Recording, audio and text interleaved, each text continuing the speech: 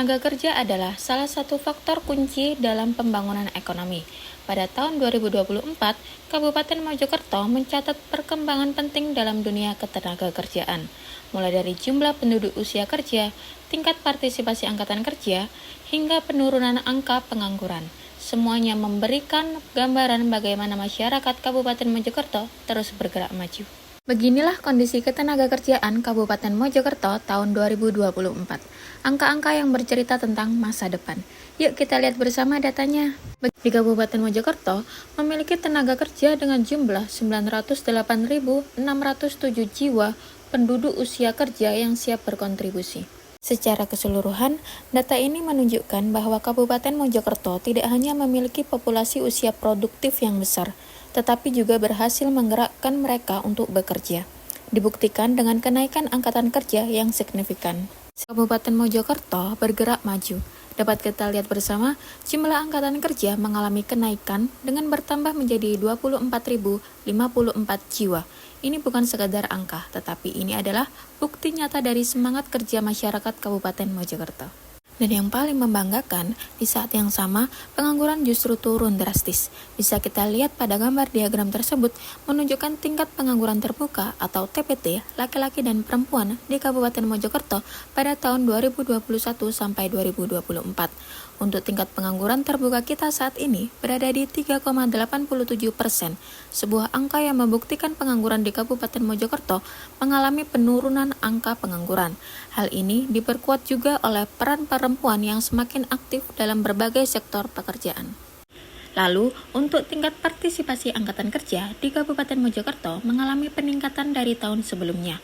Dapat kita lihat pada diagram tingkat partisipasi angkatan kerja atau TPAK menunjukkan laki-laki maupun perempuan cenderung mengalami kenaikan, yang dari sebelumnya 72,51% di tahun 2023 menjadi 73,94% pada tahun 2024.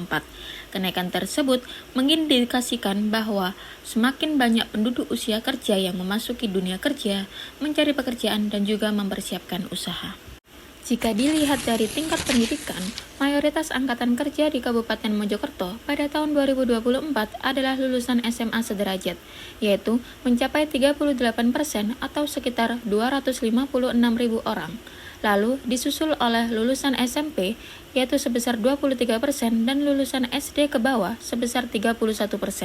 Sementara itu, lulusan perguruan tinggi masih relatif kecil, yaitu hanya sekitar 8% dari total angkatan kerja.